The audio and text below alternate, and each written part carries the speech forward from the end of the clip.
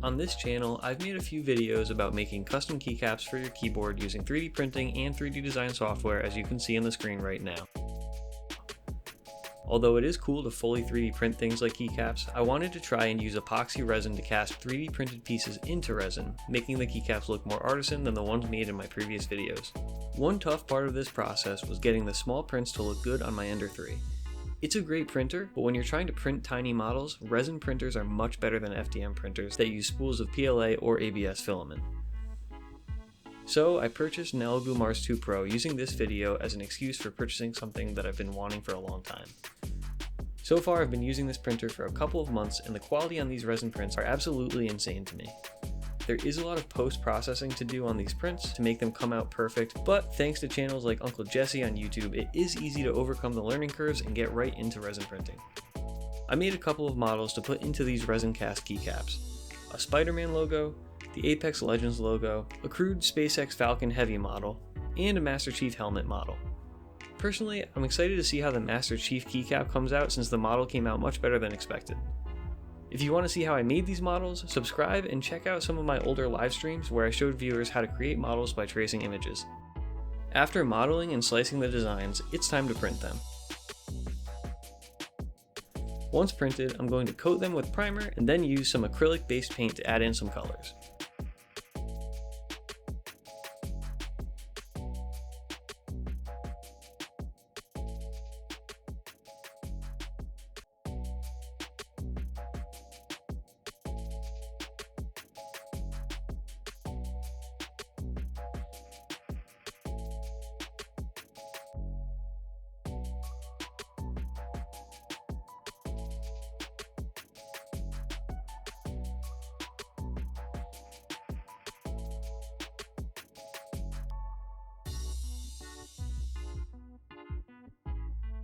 Now that our 3D printed pieces are painted, we need to cast them into resin.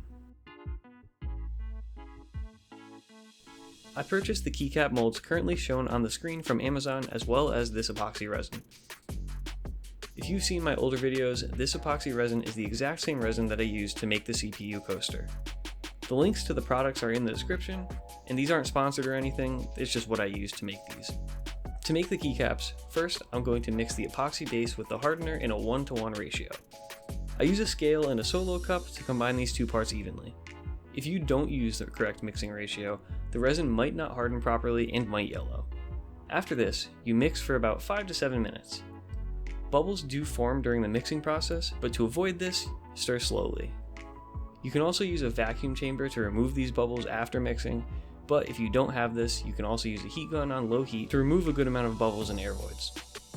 When you're mixing the resin, don't forget to be in a well-ventilated area to avoid breathing in the fumes. You could even wear a respirator like I do. It might be overkill, but it's better to avoid breathing in fumes that you shouldn't be. Now I'm going to fill in a bit of the keycap molds with clear resin before putting in the 3D printed pieces. The purpose of this is to ensure that the colored resin that I'm going to use to make the rest of the keycap doesn't cover the 3D printed pieces inside. When placing the 3D printed pieces in the keycap mold, you have to make sure that you don't accidentally put them in upside down. You can tell what is right side up by seeing which part of the mold has the more angled side. I did make this mistake in this part of the video, unfortunately, but I made a couple of batches with the same mold, so even though these keycaps will unfortunately come out backwards, I have more from another batch to show at the end of this video.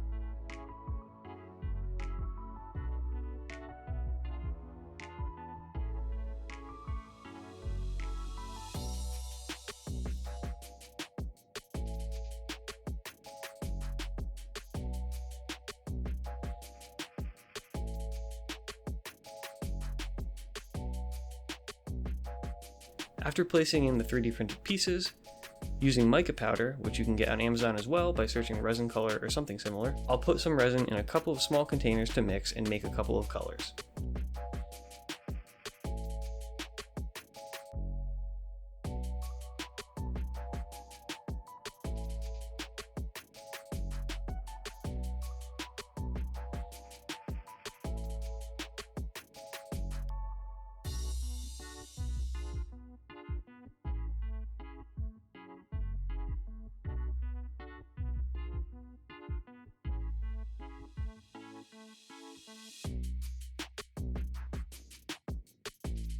Once they're mixed well, I simply pour the colored resin into the rest of the keycap molds.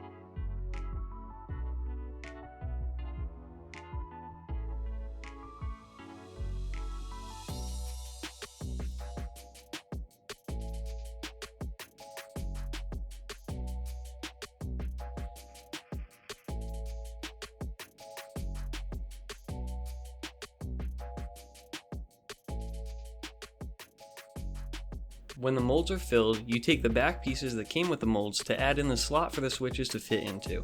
Before pressing this in, use pipettes and a toothpick to put resin in the back piece of the mold and make sure that there are no bubbles. If you forget this, the slot will not fill fully with resin and the keycaps might come out useless. Trust me, I unfortunately know from experience.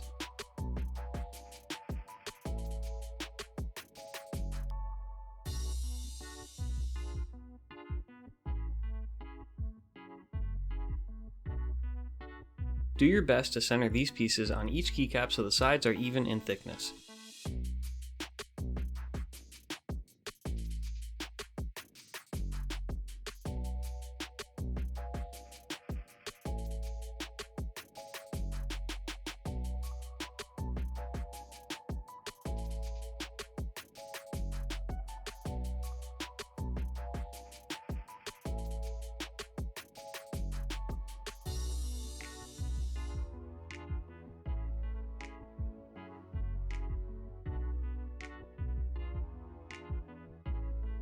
Now we just let the resin cure.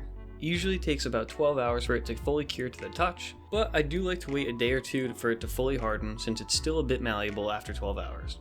If you're enjoying this video and want to see other 3D printing projects that I'm working on, consider liking the video and subscribing so you can check out my future content.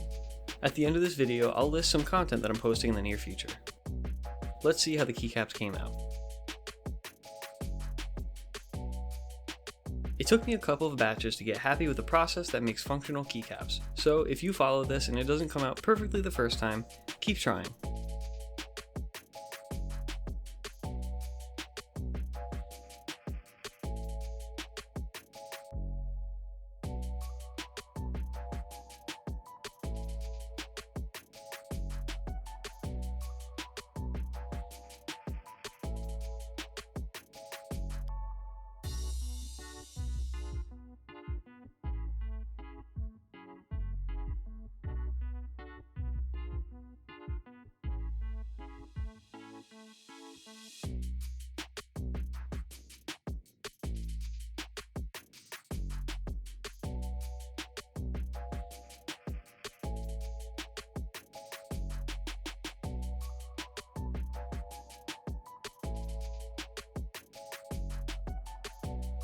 Here are a few failed keycaps I made, failing from bubbles in the switch part of the mold and putting the 3D printed pieces in upside down, as I said earlier in the video. Also, the 3D printed piece can move around a bit after you place it, so be careful of that. All in all, these keycaps came out much better looking than the fully 3D printed ones I made in previous videos.